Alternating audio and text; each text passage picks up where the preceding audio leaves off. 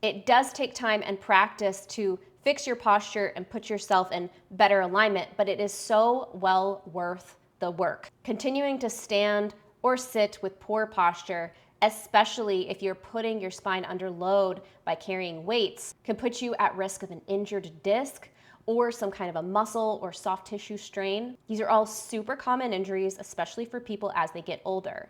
So if you have poor posture, now is the time to start working on it. You can improve it, but it takes practice and it takes deliberate exercise.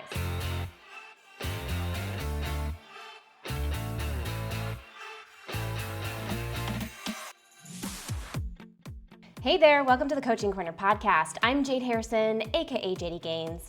I've created this podcast to share some of the tips and wisdom that I've picked up through my 10 years as a fitness coach and personal trainer. In today's episode, we're talking all about how to improve your core strength and improve your posture. Now, this is one of the most important things and one of the first things that you should work on when you're at the beginning of your fitness journey. But even for intermediate and advanced exercisers, it's incredibly important to continue to emphasize working on your core strength and improving your posture as you get stronger and fitter. Now, before we get into the episode, make sure to head over to my website, jaydigains.com or jadeharrisonfitness.com, and sign up for my email list. There you'll get notified anytime there's a new podcast episode, and I'll also send you notifications whenever I post new posts to the Gains Club membership site. You can sign up for the Gains Club membership site right from my website, where you'll get exclusive training tips, nutrition tips, recipes, meal plans, and training programs, and I update this every single month. Just go to jaydigains.com, jaydigains.com. And without further ado, let's get into the episode.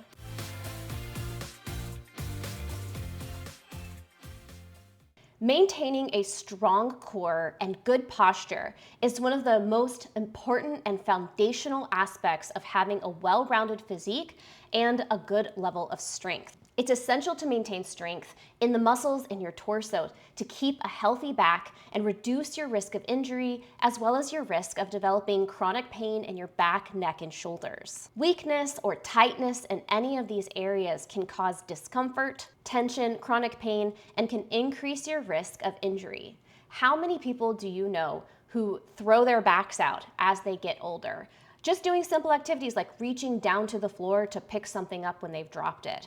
I know people who have thrown their backs out just by putting their pants on in the morning. It's a very common injury, and it often is the result of having a weak core or weak back muscles and poor posture and alignment. It's also a factor of not having good, solid movement patterns and ability to hip hinge and properly, safely pick things up from the floor. It's also not uncommon for people to injure their backs while exercising. This is especially true for people who are really focused on adding more weight to the bar for their back squats or for their deadlifts, and they keep adding more weight past the point that their core and their upper body strength can really handle and maintain a nice rigid torso. Now, back injuries are no joke. They can put you out of commission for a long period of time. Slipped discs, pulled muscles in the back, or misalignments of your spine are all major injuries that affect almost everything that you do every day. Having a healthy back is something that a lot of people kind of take for granted until they get injured. Now, it is one of the most common ways to get injured, but it is also very preventable. You can greatly reduce your risk of hurting your back by maintaining a strong core, like your abdominals, your obliques, your erector spinae, and your transverse abdominis, as well as your upper back muscles like your lats, your traps, and your external shoulder rotator muscles. Developing these muscles will allow you to maintain your spine in alignment while you're moving or picking something up from the floor, or doing some kind of heavy exercise, like loaded squats or deadlifts. So today I'm going to give you a few tips and recommendations for exercises that you can do to strengthen your core and improve your posture. Before we get into the practical tips and exercises that you can do to improve your posture, let's talk about what good posture is. Good posture is the ability to stand with your shoulders right over your hips and your spine maintaining a natural neutral curve. Your hip tilt should be neutral, not anterior or posterior. The way that you can tell the difference between a posterior and anterior pelvic tilt is to think of your hips as a bowl of water. For an anterior pelvic tilt, you would be tipping the water out forward in front of you. So for an anterior pelvic tilt, you usually will see someone who looks like they're sticking their butt out.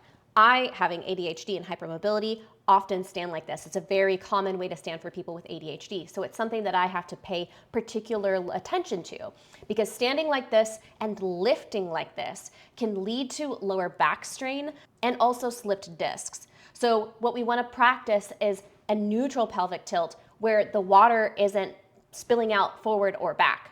Now, the posterior pelvic tilt is probably what you experience when you're sitting at your computer for work, where the water would be spilling out behind you and your hips are kind of coming forward.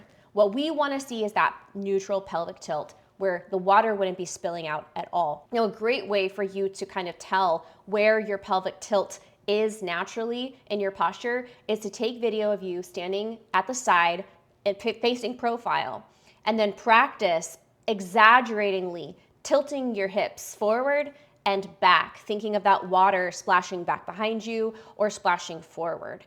And you want to do that enough to the point where you feel like holding onto your hips, you're able to get the water level.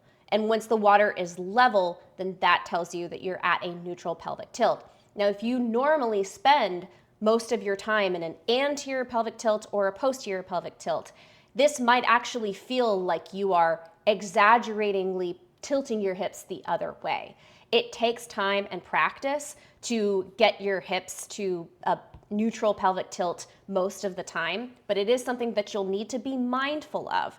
So for assessing your posture, whether it's your pelvic tilt that you're looking at or the alignment of your spine, or whether your shoulders are rounded forward and back, I recommend taking video or picture of you standing from a profile side so that you can see the side of your body. Now, while we want the hips to be right underneath the shoulders themselves should be back and down, and your arms should be at a slight external rotation in the shoulders. Standing like this may feel very unnatural to you if you spend a lot of time with your shoulders rounded forward, your hips tilted, and your spine rounded forward or back. It does take time and practice to fix your posture and put yourself in better alignment, but it is so well worth the work. Continuing to stand or sit with poor posture, especially if you're putting your spine under load by carrying weights, can put you at risk of an injured disc or some kind of a muscle or soft tissue strain. These are all super common injuries, especially for people as they get older. So if you have poor posture, now is the time to start working on it. You can improve it, but it takes practice and it takes deliberate exercise. So now let's take a look at some of the exercises that you can do to improve your posture and improve your core strength to reduce your risk of injury and chronic pain. Now, the first kind of exercise that you should do to help improve your core strength and your posture is to practice what are called core stability exercises. These are exercises where you're challenged to hold your spine and your torso in alignment, in that anatomical stance or in that good posture while your muscles are working under load. So a good example of this would be planks, either center planks or side planks, where you're holding your body up in a position either on your hands or elbows and then on your toes or on your knees. The challenge here is to keep your spine in alignment by pressing actively away from the floor and not sinking into your shoulders, and also keeping your hips from sinking down or coming up too much. I recommend holding these positions for anywhere between 15 and 60 seconds. You can do these as part of your priming exercises at the beginning or warm-up of your workout, or you can integrate them into other parts of the workout. Another favorite exercise for core stability for me and my clients is the bird dog. The bird dog can be done either as a hold for an extended period of time, like 15 to 30 seconds, or you can also do it for reps. For the bird dog, you begin in an all-fours position and practice alternating lifting your opposite arm and opposite leg in a straight line from your hand through your hips to your foot. While you're holding this position, the goal is to keep your shoulders and your hips level with the floor. So you'll have to really engage your transverse abdominis, your abdominals, your erector spinae, as well as the muscles in your hips and in your shoulders. Now you can hold this position for 30 seconds or more and then switch to the other side and hold it. Or you can practice alternating side to side, about 2 seconds up and 2 seconds down to each side. I usually recommend my clients do somewhere between 8 and 15 reps to both sides. Another favorite exercise for core stability that I have my clients do is called the dead bug. This exercise is a great way to strengthen your abdominals in the front of your torso. This exercise is basically the opposite of the bird dog. It's the same movement, a range of motion. It's just that you're facing up on the floor with your back on the floor, your hands and your knees up towards the ceiling. From this position, you'll alternate dropping your opposite side leg and opposite side arm to form a straight line before switching to the other side. Now, if it's too much for you to have your legs straight dropping down, you can also perform a modified version of this exercise by keeping your knees bent and just tapping your toes to the floor when you drop your leg. So if you experience any back pain while doing this exercise, know that this is a modification that you can use. Now, for both the bird dog and the dead bug, if you want to take these exercises up a notch, you can add additional resistance by holding some light weights in your hand. I usually recommend starting with the lightest weight that you have on hand, which could be a 3-pound, 5-pound dumbbell on both sides. Keep it light here because a little bit goes a long way. You can also add a resistance band around your feet to give a little bit more resistance to the legs as you perform this exercise. And the challenge for both of these exercises, the bird dog and the dead bug, is to keep your spine in alignment while your legs and arms are moving. You can use this to develop core stability. I also like to use these exercises for my intermediate and advanced exercisers at the beginning of their workouts to help fire up their core so that they can brace better during the heavier or more challenging exercises later in the workout. Now, it's also important to practice developing your spinal mobility, which help to strengthen the muscles in your torso and also improve your flexibility in the different types of movements of the spine. Our spines are incredibly flexible and they have a lot of different movement patterns. Flexion and extension is the ability of the spine to arch forward and back. Exercises that practice this are things like the cat-cow stretch sequence, where you're on all fours on the floor and you practice tucking your chin, tucking your hips, and rounding your spine up like a cat, alternating that with arching your back the other way, where you drop your belly button down towards the mat or the floor, lift your eyes, and lift your hips. Alternating between spinal flexion and extension is a great way to strengthen your abdominals as well as the erector spinae muscles in your back. It also helps to loosen up tight muscles in your torso that may be limiting your mobility or causing chronic pain. Thoracic rotation is also another really important movement pattern to practice. This will strengthen your obliques and your latissimus dorsi muscles, as well as your trapezius muscles in your upper back. Having good thoracic rotation will help to improve your posture, especially in your upper back. It will also allow you to more safely perform exercises like rows, chest presses, and deadlifts. A great exercise to improve your thoracic rotation include things like what I call the quadruped T-spine rotation, where you start on all fours, bring your fingertips to your temples with your elbow bent, and then practice exhaling as you twist to bring your elbow up towards the ceiling. The goal here is to try to stack your shoulders and twist as much as possible, and then inhale to return back to your starting position. I usually recommend that my clients do somewhere between 8 and 12 repetitions per side here. Other good exercises for thoracic rotation include seated woodchops using a band or a cable machine, but you can also do just simple seated rotations. Flexion, extension, and rotation are the key movement patterns to practice for improving your core strength and for improving your posture. That's why I include a lot of these types of exercises in my beginner level programs when I'm trying to build up core strength for my clients, but I also include them at the beginning of the workout for my intermediate and advanced clients to help them to improve and maintain their spinal strength and mobility. Now, if you tend to have a tight lower back, it likely is due to having poor posture.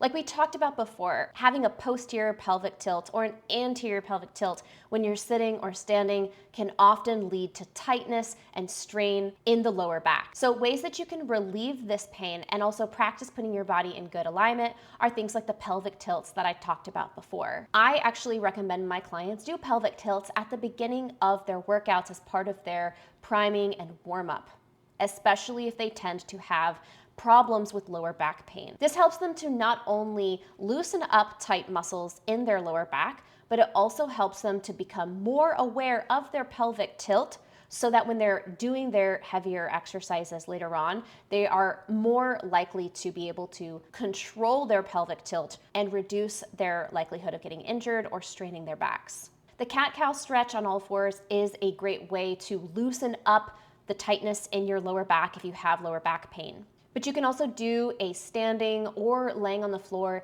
knee to chest stretch, which can help loosen up your hip flexors and lower back. Child's pose is one of the best exercises for loosening up the back if your knees and your ankle mobility allow. Now, in addition to strengthening your core muscles, it's also important to strengthen your glutes. The gluteus maximus muscles are responsible for hip extension, which is in part how you hold your body upright. So if you have a tendency to struggle in holding your body upright, if you have that forward rounded posture, strengthening your glutes through exercises like bridges, squats, deadlifts, step-ups are all great ways for you to strengthen your glutes and improve your posture over time. To take your core stability up a notch, it's really important to also practice balance training exercises.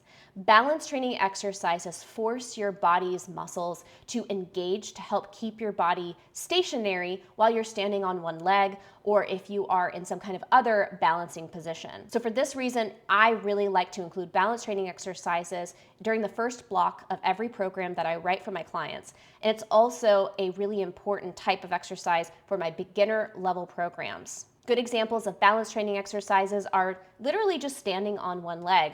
I usually progress my clients from a level 1 balance where their weight is on one leg and they have their toes of the other leg on the ground. Level 2 where they practice lifting the toes up just to get comfortable with standing on one leg. And then level 3 where they actually lift the knee up high to further challenge their balance. So just standing in an unstable stance also can help to develop your core stability. Good examples of these would be things like the staggered stance or standing in a high lunge position while you perform some other exercise with weights for your arms. All of these help to reinforce the engagement of your core muscles, their ability to keep your body stationary and in good alignment to improve your posture. So for these reasons, I include these types of exercises in every single beginner level program that I write for my clients. And I also include them in a lot of my intermediate and advanced exercise programs to help reinforce a strong core and solid posture for my clients. Now keep in mind that I do have a lot of downloadable programs on my website. You can go to jaydigains.com and click on workout plans in the top menu. Each of these plans includes a guide for how to do the workouts and exercise tutorial videos for each exercise where I demonstrate how to perform the exercise. Now, you can see a lot of my exercise tutorial videos on my YouTube channel as well, where I post every week a handful of exercises that you can use to improve your strength or mobility. Many of the exercise tutorial videos that I create, though, are exclusive to my training programs. You can also sign up for one of my 6-month programs that are delivered through the ABC Trainerize app. This is the app that I use to manage my personal training clients and to deliver ongoing programming for people who subscribe. You can find information for that on my website as well by clicking on Training App in the top menu. Now, here are a few more tips for improving your core strength and your posture. One is try to become more aware of your posture throughout the day. If you have a tendency to round yourself forward while you're working at your computer or standing around, become more aware of how you're standing and start to practice correcting yourself and putting your body back into proper alignment. Whenever you notice that you are rounding forward or that your pelvic tilt is forward or back, just practice resetting your body. The more that you practice resetting your body, the easier it will be for you to do this without even thinking about it. At the same time, you want to also do this while you're exercising. When you're exercising, always be thinking about how you are holding your body. Are you standing with good alignment? This is another great way to help reinforce the movement pattern of holding yourself with good posture, and it will also further strengthen the muscles that hold your body up in good posture. Another thing to keep in mind is that the more you sit and the more that you are stationary, the more likely it is that your posture and your core strength will decline. So try to get into the habit of moving regularly, which is good for so many other reasons in addition to helping your posture. You can set a timer on your phone or on your watch to get you up and moving every hour or every 2 hours, or you can set for yourself a daily steps goal. Do something that encourages you and reminds you to get up and moving, because the more you move, the stronger you will be and the better your posture will be. Thank you so much for watching if you are on YouTube or listening to this podcast. Don't forget to subscribe to my channel or to follow the podcast wherever you are so that you get notified anytime I drop a new episode. Again, I'm Jade Harrison, aka Jaydigains, and I'm so happy to have had you here. I hope that you found this information helpful, and I look forward to hearing from you. Reach out and let me know what you think of the podcast. You can leave a comment in the video comments below if you're watching on YouTube, or you can come and join me live while I'm live on my Twitch channel, twitch.tv/Jaydigains, on Tuesdays and on other days throughout the week as I have time. I hope that you have a wonderful rest of your day wherever you are, and that you're taking good care of yourself. I'll see you in the next episode. In the meantime, take care.